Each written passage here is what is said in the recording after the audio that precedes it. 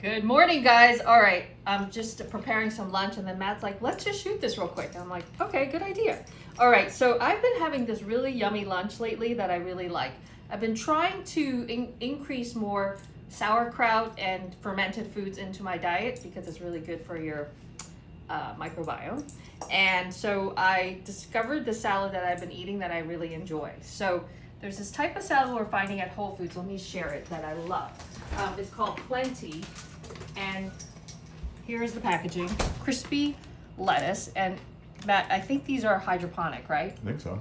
And actually they're grown by the airport in San Francisco and in this location, which I find really fascinating. But I love this lettuce. It's so delicious. There's 3 different types. They're crunchy. It lasts for a long time. Like, it doesn't get all soggy after you open it. And it's just really delicious. So I found these at Whole Foods and I really love them. So I've been doing that, and I do like 2 or 3 types of assortment because you want to increase the various types of vegetables you introduce into your diet. And the more, I think, the better for your microbiome. So anyways, I've been doing the crispy lettuce, and then I'll do the arugula or their kale, whatever they have.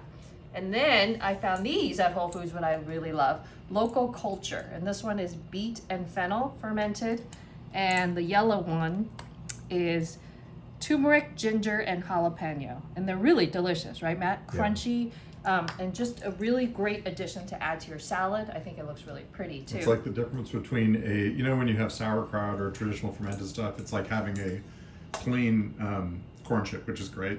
Yeah. This is like having a nacho chip. Yes, and it's like super really crunchy, too. Yeah. The texture's, because sometimes sauerkraut is a little soggy, and I don't really enjoy that in my salad. Do you find these to be acidic, or they're okay? They're okay, and they're very, very crunchy, which I love. So that's great. And then, of course, our favorite from our Korean restaurant called, what is it called? Supret. And if you live in this area, you should try that restaurant. It's fantastic. Over in Solano. Can you want to show that label? Yes, so this is the vegan cucumber kimchi, and then I also always keep some of their kimchi. And so that's a great little spicy, I add that. I mean, none of this stuff's cheap, but it's a good investment in nutrition. Yes, exactly. And then also, then whatever you have at home, I have some carrots, some bell peppers, just throw it all in there, and that's lunch. And then, of course, you put that old school dressing?